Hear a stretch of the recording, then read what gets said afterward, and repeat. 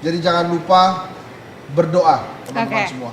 Terima kasih. Ajakannya jangan lupa berdoa walaupun ternyata kurang dapet gitu ya, kurang puas gitu ya. Sepertinya Mas Hensat ini malam ini. Coba Mas Dedi. Mas Dedi ini kan dari tadi pasti mengamati ya. Jadi hanya ada satu capres yang menggunakan waktu yang ditambahkan ini dalam 4 menit itu untuk minta maaf, sisanya enggak?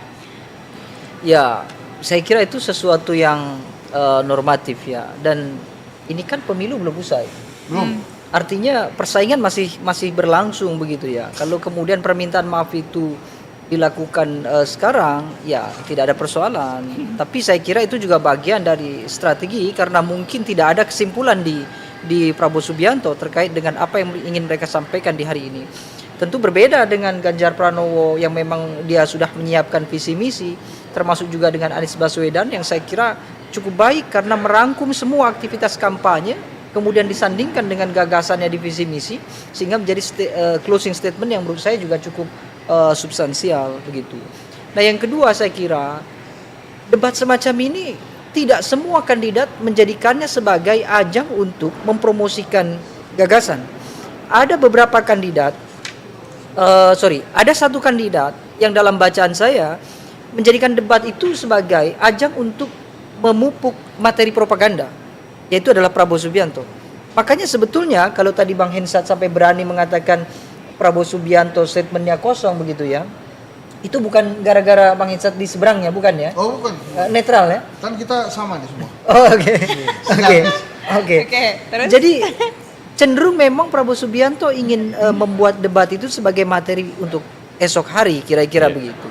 Sehingga materi-materi panggung di debat kandidat pasti akan dieskalasikan esok bahkan mungkin sampai 10 Februari nanti ketika ada agenda debat atau jangan-jangan hanya besar. memenuhi keinginan Durasi. prosedural. Ya, hanya menjadikan harus debat, durasi udah saja. debat gitu. Tapi ya Kita masih punya berapa hari lagi loh ke depan. ya itulah makanya gue setuju Ya sama kan? apa yang disampaikan Mas Dedi itu. Terus Mas Dedi? Dan tadi Bang Hensat juga menyarankan untuk berdoa. Saya hitung itu perintahnya 3 kali, Pak. Berdoa masuk ke TPS, berdoa sebelum memilih, berdoa supaya bagus untuk bangsa. Kenapa harus 3 kali, Bang? Oh, berdoanya supaya diulang-ulang. Oke. Itu penting. Oke. Ya saya kira itu Coba lah. Bang Dedi berdoa itu ujungnya apa, Pak Dedi? Apa? Di setiap Coba. di setiap akhir Itu untuk di setiap Bang doa Dini kita nanti jawab. diakhiri dengan ya, dengan kata Apa? apa yo? Kata-kata apa Jangan ya? terprovokasi. Jangan terprovokasi. Oke, Mas Razif, Anda kan punya banyak viewers ya di sosial media, di Instagram. Amin. Dia famous di Instagram. Kira-kira nanti penonton konten Anda di Instagram, di TikTok, di mana-mana akan punya dinamika fluktuatif kayak apa nih setelah nonton debat yang jenisnya seperti ini? Karena tidak sepanas yang sebelum-sebelumnya.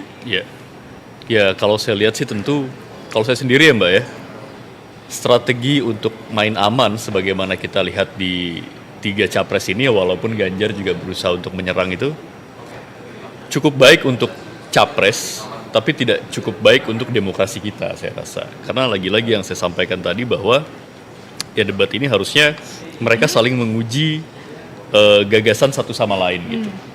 Nah, pasangan 02 menurut saya, Prabowo Gibran yang memang dari beberapa debat belakangan itu terlihat kedodoran gitu ya dalam melakukan perdebatan, tapi menurut saya mereka punya strategi yang cukup baik untuk mereka.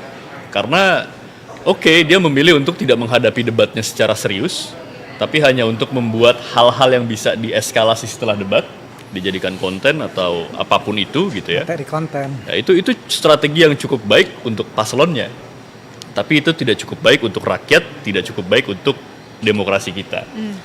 Nah, saya lihat juga dari debat ini mungkin di media sosial nanti ke depan yang akan terjadi tidak seperti debat-debat sebelumnya. Ketika selesai debat banyak muncul klarifikasi, banyak muncul eskalasi untuk mempertebal argumen begitu kan. Tapi ke depan bayangan saya akan banyak lagi konten-konten sendu konten-konten sendu gitu ya. Karena ada permintaan maaf gitu kan. Anak senja. Tapi lagi-lagi kita harus uji juga. Tadi Pak Ganjar bagus tuh. Ketika dia mempermasalahkan soal statementnya Pak Prabowo pasca debat. Karena memang sebetulnya menurut saya yang paling bermasalah itu pasca debat sebetulnya tuh. Ketika berdebat merasa tenang-tenang saja gitu ya, geleng-geleng kepala, tapi begitu di luar perdebatan ya justru keluar kata-kata yang menurut saya justru ad hominem tuh. Dia menyerang personal tuh, bukan menyerang Gagasan ya. kapasitas intelektual seseorang atau visi misi capres yang lain. Pak Ganjar udah membahas itu tadi. Ketika disampaikan memilih internet gratis itu adalah otak lemot gitu kan, lalu dibantah saya tidak bilang seperti itu, lalu disampaikan lagi loh ada jejak digital loh Bisa gitu kita kan. lihat. Harusnya hal-hal yang seperti itu untuk menguji konsistensi seorang capres. Jadi apa yang dia sampaikan di dalam forum debat, di luar debat, lalu dikembalikan lagi ke dalam forum debat, apakah konsisten atau tidak? Kan karakter itu bisa dipakai juga untuk menguji sekonsisten apa dia menjalankan visi misinya nanti. Jangan sampai seperti yang Bang Hensat bilang tadi, improvisasi misalnya ya. Kan sekarang kita ngelihat juga pemerintah sekarang kita improvisasi nih. Tiba-tiba simsalabim ding ada IKN yang tidak pernah ada di visi misinya. Kita khawatir hal-hal yang seperti itu. Rakyat harus diingatkan dengan hal-hal yang seperti itu gitu. Jangan sampai kita terlena dengan gimmick-gimmick playing victim begitu ya. Gimmick-gimmick dikasihani, tiba-tiba tidak konsisten dengan karakternya dan tidak konsisten juga menjalankan visi misi. Boro-boro makan siang gratis, internet gratis dan lain sebagainya lah 40 kota setara Jakarta misalnya untuk 3 capres gitu ya. Tapi pada akhirnya yang didapatkan oleh rakyat lagi-lagi ya stagnan begini-begini saja, bahkan bisa jadi malah makin tertinggal nanti. Itu sih yang penting jadi catatan menurut saya. Jadi harus cari yang paling konsisten ya. Setuju semuanya ya. Oke. Mas Dr. Billy ini adalah seorang praktisi yang jauh dari politik. Saya ulang loh berkali-kali. Dari tadi sudah diulang berkali-kali. Jadi kalau menurut Dr. Billy setelah ada perdebatan hari ini dengan perpanjangan closing statement tadi, ya kan, yang sendu, cocok sih kata-kata sendu itu. Iya, betul, menurut betul. Anda ini bisa nggak mengubah pilihan kalau kayak gini? Jadi memang targetnya adalah kalau saya melihat ya, bukan lagi bagaimana mengalahkan paslon lain, tapi sepertinya mereka ingin berusaha memenangkan hati pemilih gitu. Dan itu memang kurang bagus untuk demokrasi. Kurang bagus untuk ya. kita nih Oke. yang menonton ini kan pengennya ada perdebatan yang tajam. Kita ingin keluar tuh bagaimana hal-hal kontroversial itu ditanggapi dan kemudian kita bisa melihat mana yang paling dekat dengan apa yang kita inginkan dan harapan yang kita ingin terwujud begitu kan sebagai pemilih. Dan memang itu nggak kita dapatkan. Nah, saya ingin mengatakan apa yang di closing Pak Ganjar tadi gitu, itu kan nabok nyilih tangan ya, dia pinjam tangannya Pak Jokowi 2019 yang sekarang terang-terangan mendukung Prabowo, yang dulu statementnya bilang jangan memilih orang yang bertampang diktator dan pelanggar HAM begitu. Itu menurut saya bagus ininya ya. Itu jadi lebih soft karena kata-katanya Pak Jokowi yang dia kutip. Bukan kata-kata sendiri. Bukan ya? kata-kata dia kayak pasif agresif gitu. Ininya. Nah, itu juga dalam pertimbangan beliau saya yakin dia nggak mau menyerang paslonnya gitu ya. Wah, saya berhasil mengalahkan, tapi dia lagi berusaha merebut hati pemilih begitu. Nah, memang persoalannya buat kita ya pemilih yang terinform ya. Jadi informed voters itu memang berjarak sih Mbak dengan orang-orang yang di bawah. Tadi Mas Razif kan cerita ya. Itu Pak Prabowo dulu yang berapi-api 2019 itu kan dia kalah gitu. Jangan-jangan ini yang menang seperti dulu Jokowi dengan minta maaf dengan gitu gak sih Mas Razif ya? Betul. Gitu. Jadi Kebalikannya ya? balik lagi dia tuh nggak apa-apa lah saya kalah ya di hadapan paslon lain, tapi saya menang di hati rakyat. Nanti tungguin nih konten-konten saya nih, saya minta maaf gitu. Dan itu menurut bapak-bapak sekalian tidak bagus untuk demokrasi. Tidak bagus. Sekarang kita ada yang seru lagi ini Mas Wanda ini kan dari tadi bekerja ya Mas Wanda? Cek fakta. Oh oke.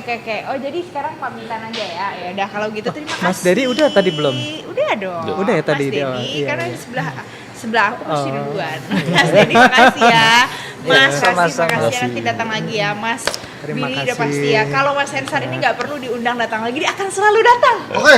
Makasih ya Mas Hensar ya. Saya dong diundang dong. Iya, ini udah pasti kan ini pakar. Bicara jantung lah, bicara jantung gitu, Oh, bicara kesehatan. bukan bicara politik kan? Oh iya. Itu tadi ngomong-ngomong, maaf ya Win. tiba-tiba kenapa contohnya stroke sama jantung ya? Itu saya juga agak Pak Prabowo iya, agak khawatir itu backfire gitu. Dia agak curhat kelihatannya ya. Wah ini kelihatannya kok nggak banyak ya dokter jantung. loh, Kenapa di baru daerah-daerah. dikomentarin sekarang? Ya, Kan saya juga concern, dia keliling Indonesia loh. Iya beliau. kan. Nah, tapi kan itu menceritakan pengalaman berarti kan. nggak maksud saya. Kan banyak penyakit-penyakit yang lain dan dia langsung to the point stroke dan jantung. Sebagai penyakit yang membunuh paling banyak Iya. berapa gitu Tapi tadi di betul Indonesia. itu, Gitu loh statistiknya embel-embelnya. Paling banyak Number pembunuh. yes. Ya kan dokter Pembunuh nomor Billy 1 betul. disebut tadi dengan oleh Iya, Prabowo kan. disebut. Nah, aku inget loh. Iya. Jadi relate lah, saya sebagai Relate. dokter jantung betul. Oke. Oke, maaf. Mantap, mantap. Ya udah, makasih Bapak sudah Ya. datang Makasih. ke Metro TV di Terima newsroom kasih. kita. Makasih ya. Nanti kita ketemu lagi di debat-debat selanjutnya. Sampai jumpa. Di dialog-dialog selanjutnya. Siap, siap. Oke, terima kasih. Oke. Oke. Tapi itikadnya adalah baik. Itikadnya adalah mencari pemikiran, gagasan yang terbaik untuk rakyat Indonesia dan bangsa Indonesia dan masa depan Indonesia. Jadi kalau diperhatikan, kalau ada paslon 1 dan 3 punya gagasan baik, kami terima, kami dukung. Jadi kesimpulan tadi adalah bahwa kami yakin ketiga paslon berjuang untuk rakyat Indonesia.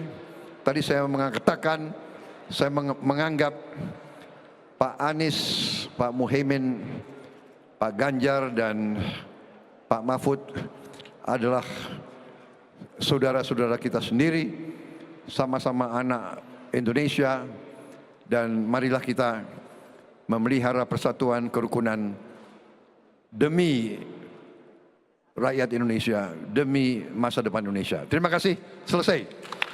Baik, terima kasih Pak Prabowo Subianto atas statementnya. Kita akan buka langsung 2 pertanyaan. Saya kira Karena- cukup ya. Udah Oke. semua sudah cukup jelas. Oke. Oke, baik, terima kasih. Bapak, kita akan foto terlebih dahulu Pak. Setelah ini kita akan sesi. Oke.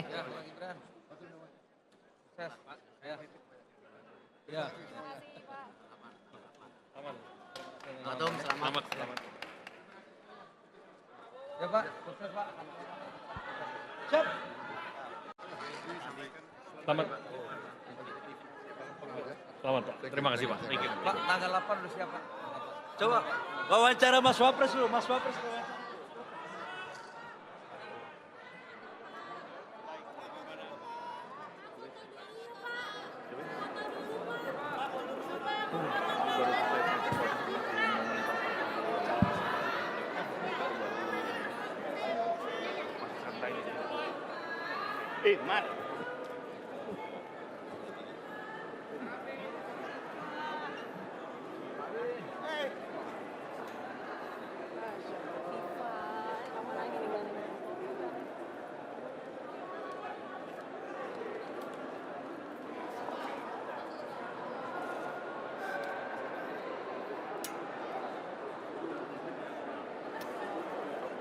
Menteri besar. Siapa? Tadi nggak dibalas sama Bapak aja.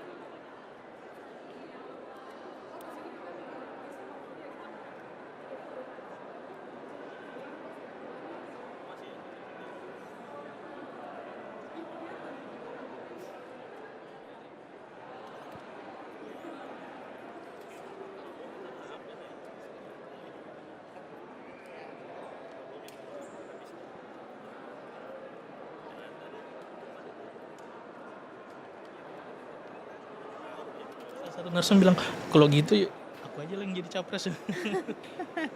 Ini kalau misalnya kita sebelum ini Mas Wanda ada sebelum berakhir maksudnya ya Mas Wanda ada yang dari hasil cek faktanya tadi ada yang hoax gak? Itu pertanyaan yang paling menarik. Ada yang hoax gak?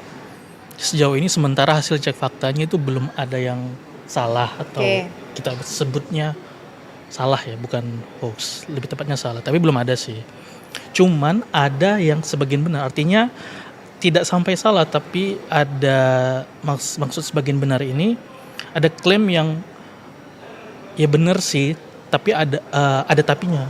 Tapinya adalah Mungkin aku bisa bacakan beberapa ya. kasusnya satu dulu. Iya, mungkin kalau dari Capres 01 Anies Baswedan semua klaim sejauh ini kita beri rating benar. Artinya 100% benar dari semua isu yang dibahas selama proses debat.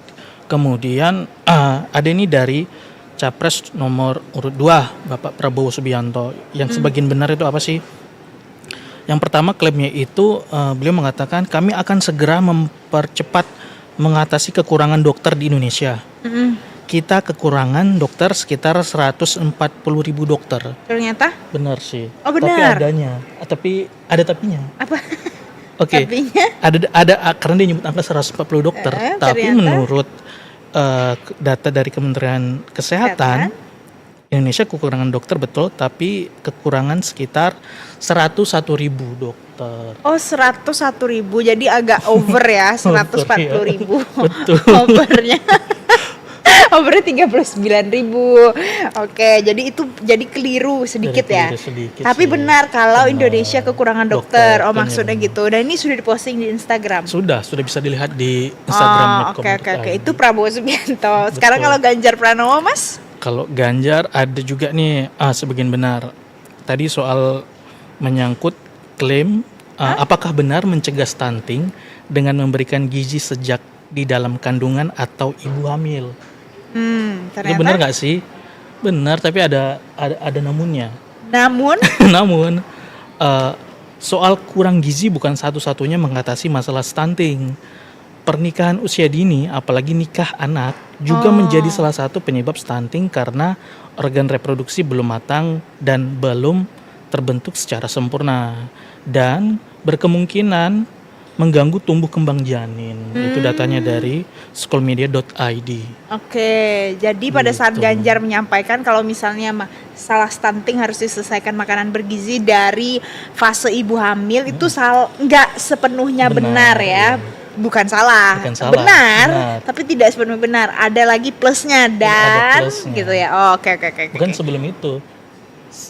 Itu tadi pengolahan pasangan usia dini PUD itu juga harus Diperhatikan ya untuk mencegah stunting. Oke.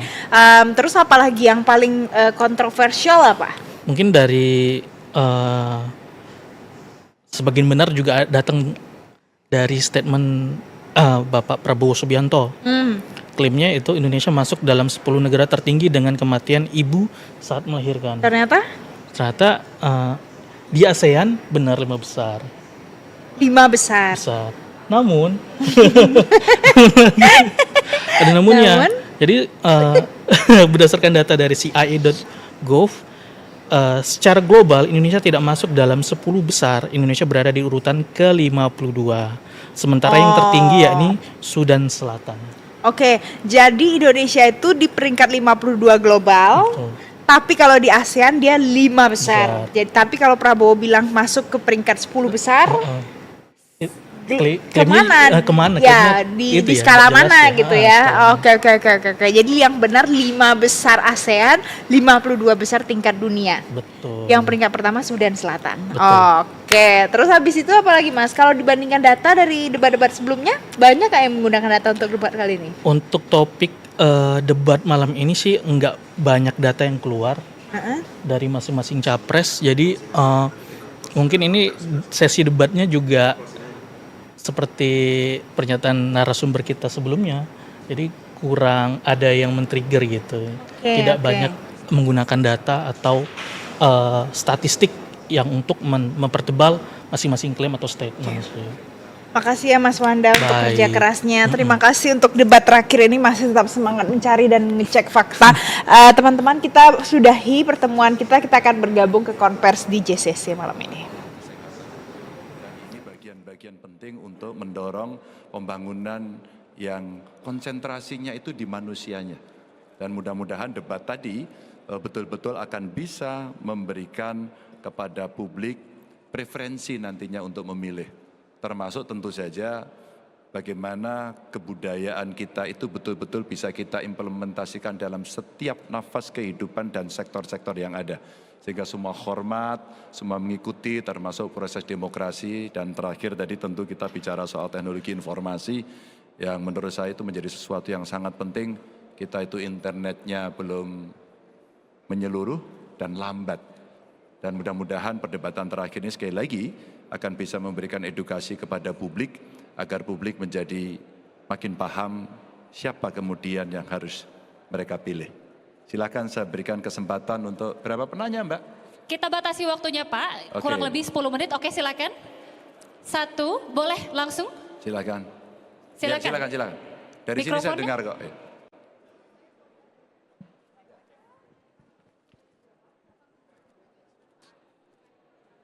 Ya. Dari Metro ya? Yes. Oke. Terkait dengan bansos, saya penasaran, kenapa pertanyaan terkait dengan bansos ini ditanyakan kepada Pak Anies, mengingat bahwa Bapak sempat menyampaikan bahwa ada klaim-klaim kasus terkait dengan bansos yang diklaim menguntungkan pihak tertentu. Saya ingin memberikan pertanyaan aktual yang hari ini ada di publik, bahwa kewajiban negara adalah melindungi segenap warga rakyatnya, dan salah satunya adalah pemberian bansos. Maka ketika terjadi klaim yang begitu masif, ketika anggaran juga besar dan pemberiannya frekuensinya lebih banyak lagi di awal-awal tahun ini, maka tentu saja kami menanyakan itu agar publik bisa tahu apa sebenarnya. Ketika kemudian data juga belum terlalu bagus, ketika kemudian masih banyak masyarakat, loh kok saya tidak dapat begitu. Dan sekarang semua menyampaikan itu, maka itu menjadi pertanyaan. Ya, kalau kesempatan saya bertanya mungkin kepada Pak Prabowo, pada kesempatan juga akan saya tanyakan. Karena ini menjadi perhatian publik gitu. Sehingga publik akan tahu pada persoalan sebenarnya seperti apa. Karena itu adalah kewajiban negara. Baik, terima kasih penanya selanjutnya. Silakan yang di sebelah kiri. Oke, ya Mas yang di sebelah kiri, oke. Selamat malam Pak Ganjar, Pak Mahfud. Saya Zulnis dari TVRI News Jakarta.com. Pak, izin saya mau bertanya mengenai bansos kembali. Jadi PDIP baru memberikan informasi bahwa ada potongan 5% dari setiap kementerian untuk pengadaan bansos ini, Pak. Apakah Pak Ganjar sudah mengetahui hal ini? Dan apakah jika sudah tahu, apakah tanggapannya seperti apa? Dan untuk Pak Mahfud yang dulunya pernah di Menko Polhukam, apakah membenarkan adanya temuan pemotongan anggaran 5% dari setiap kementerian ini untuk bansos, Pak? Seperti itu. Lalu terakhir, Pak, apakah ada pesan untuk para swing voters, mengingat ini adalah debat terakhir, debat pamungkas, bagaimana Bapak bisa meyakinkan para swing voters ini untuk memilih pasangan 03? Terima kasih, Baik, Pak. Mas, terima kasih. Pak Mahfud dulu aja ya. Silakan, Mbak. Yang Potongan itu dulu ada namanya realokasi anggaran. Dari sekian anggaran lalu dipotong untuk pada waktu itu COVID dan bantuan sosial, BLT dan sebagainya. Itu saja yang saya tahu. Saya tidak mengetahui secara detail. Kalaulah kemudian terjadi, saya kira proses politik yang ada di parlemen bisa melakukan kontrol itu. Kalau hari ini ada indikasi-indikasi tidak benar, saya kira parlemen yang harus melakukan tindakan oversight atau pengawasan terkait dengan itu. Maka saya katakan di depan tadi, ini kok naiknya tinggi sekali. Ayo dikontrol yuk agar tidak disalahgunakan. Maka klaim-klaim yang muncul itu mesti kita kontrol agar kemudian tidak menjadi klaim sepihak. Bahwa ini memang keputusan dari institusi negara dan ini dipergunakan untuk rakyat itu. Baik, terima kasih. Kita selanjutnya akan berikan kesempatan untuk seluruh tim ses untuk bisa berfoto bersama. Silakan Bapak. Belum dipoto ya? Belum Bapak. Oh iya, silakan boleh di take out dulu.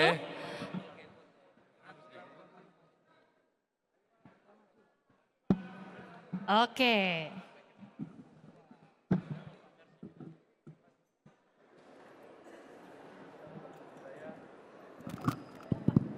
Oh ya, saya ingin menyampaikan saja, tadi sebenarnya mau saya pamerkan tapi tidak boleh.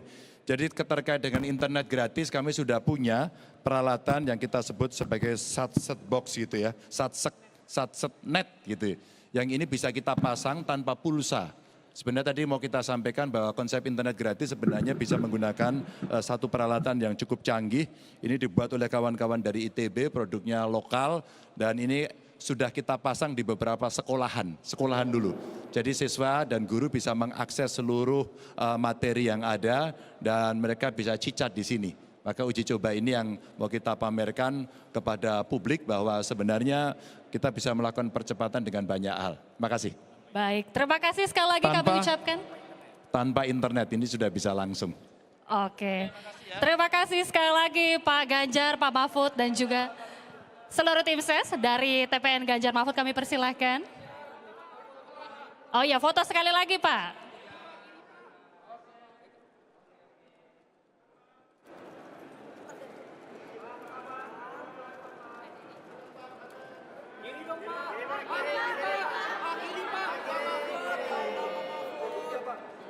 Baik, terima kasih. Kami persilakan. Terima kasih Bapak.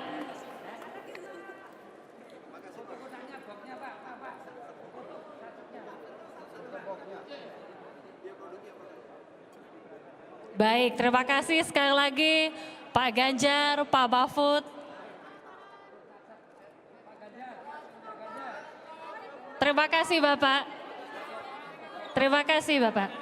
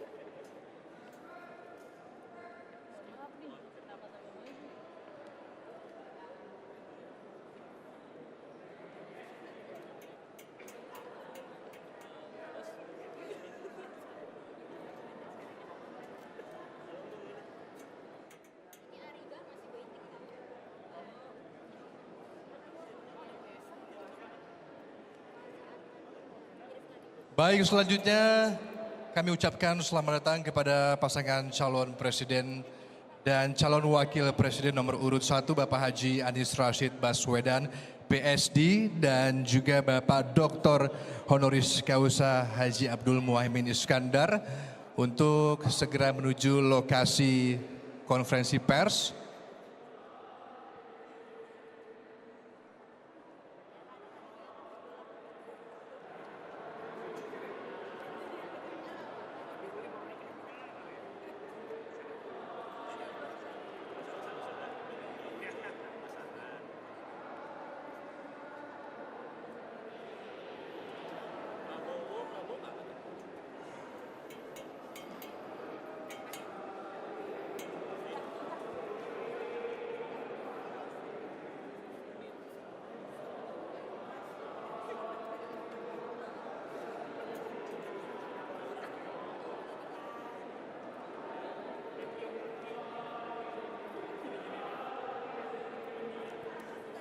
Ya, saya ucapkan selamat datang kepada pasangan calon presiden dan calon wakil presiden nomor urut 1, Bapak Haji Anies Rashid Baswedan, PSD, dan juga Bapak Dr. Honoris Causa Haji Abdul Muhaimin Iskandar beserta Timnas Amin untuk segera menuju ke konferensi pers.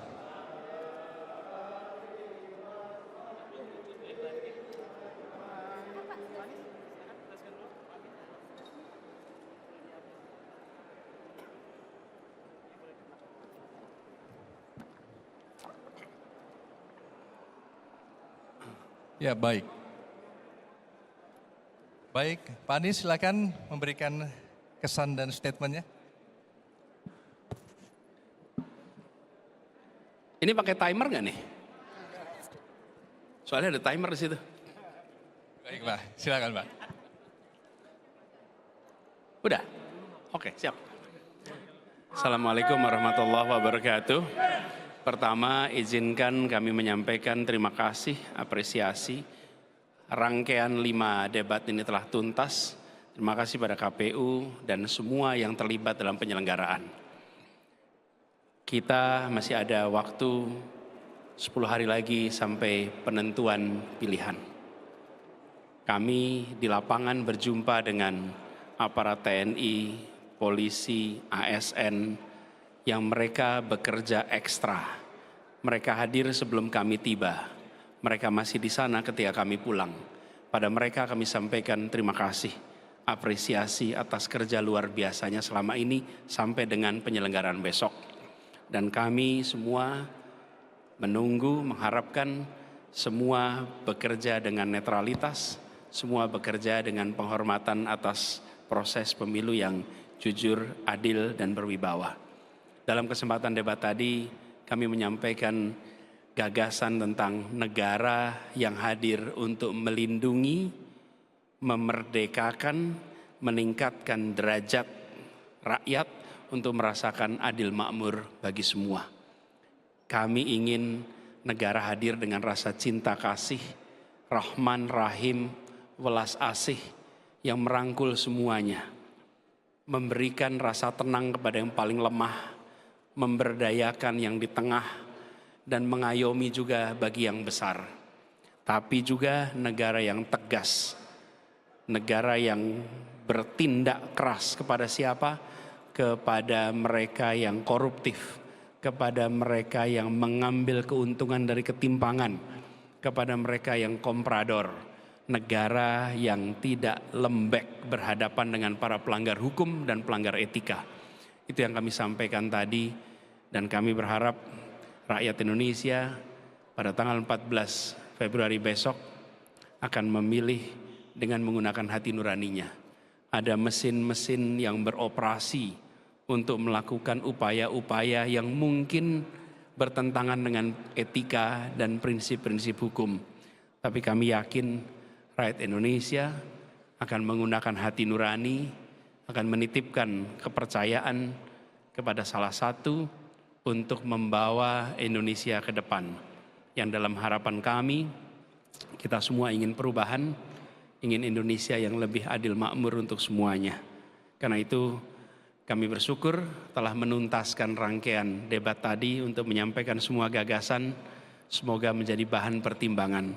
dengan segala kerendahan hati, kami berdua menegaskan bahwa ketika amanat diberikan, ketulusan, pengabdian, keseriusan akan menjadi pegangan dalam menjalankan tugas. Terima kasih atas kesempatannya.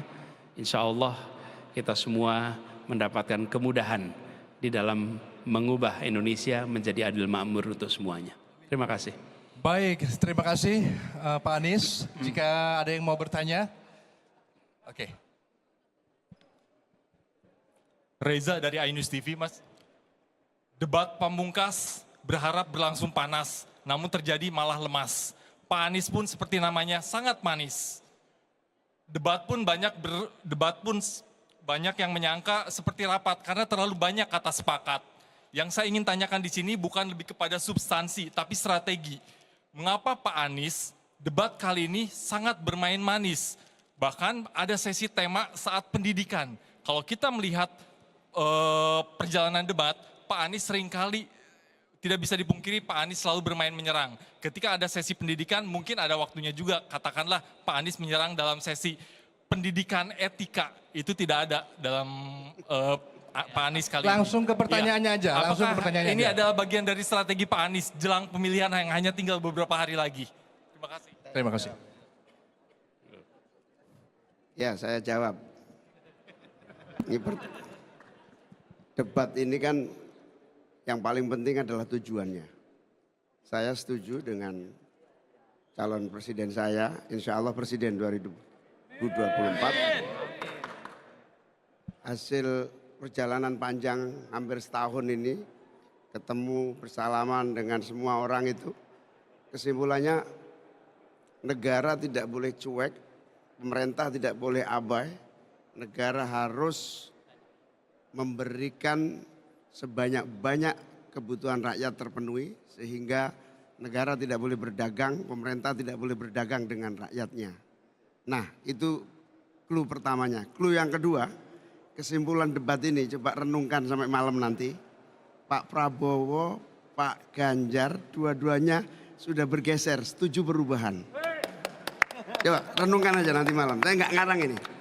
Lihat setiap elemen kalimat yang muncul di akhir ditanya jawab dan di akhir kesimpulan, kami merasa sangat berhasil karena pada dasarnya Pak Ganjar maupun Pak Anies sampai Teluk Dewi itu setuju perubahan.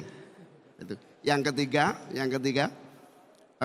kita bersyukur Mas Anies hari ini mengeksplor semua kebutuhan mendesak kita apa? Pemerintahan yang welas asih, pemerintahan yang memberi jawaban atas persoalan, pemerintahan yang tidak mengabaikan problem yang dihadapi rakyat. Itu tujuan utamanya. Kalau soal selepet-selepetan saya kira bukan tujuan. Itu hanya ya gimmick saja. Baik, terima kasih Gus Imin. Kita masih punya satu pertanyaan lagi. TV penyelenggara. 3 menit. Izin Pak, Kezia dari TV One. Menurut Bapak, apa pendapat Bapak mengenai kekurangan tenaga kesehatan yang ada di daerah-daerah saat ini dan bagaimana mengatasinya? Menurut versi dari Paslon 01, seperti apa? Terima kasih. Ini pertanyaan panel debat lagi. Gini, ketika kita berbicara tentang kekurangan, maka pada saat yang bersamaan kita menyaksikan kelebihan. Jadi harus memperhatikan distribusi yang merata. Tempat yang kelebihan dibuat regulasinya agar bisa mengisi tempat yang kekurangan. Jadi meskipun kita nanti harus lihat per bidang, per spesialisasi, itu harus lihat datanya. Tapi intinya adalah kita menginginkan 2, soft infrastrukturnya, tenaga medisnya, dan hard infrastrukturnya, fasilitas kesehatannya, dua-duanya harus merata. Prinsipnya itu kira-kira. Dan kami tadi sampaikan bahwa kita ingin rakyat Indonesia menyaksikan gagasan yang dibawa. Dan gagasan inilah yang rasanya tadi kami sampaikan semaksimal mungkin dipahami dengan baik oleh rakyat Indonesia yang menonton debat tadi. Baik, terima kasih Pak Anies dan juga Gus Imin beserta Timnas Amin. Dan sekarang kita laksanakan sesi foto. Mungkin sesi foto bersama. Foto sama media? Di sini. Oh, di sini.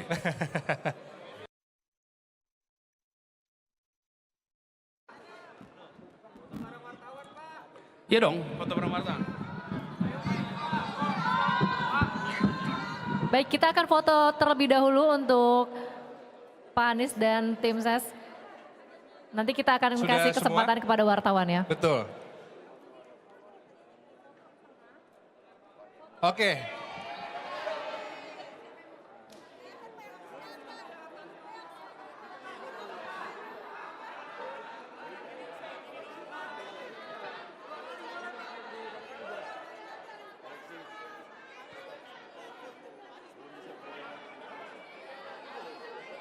Harap tenang. Untuk teman-teman media harap tenang.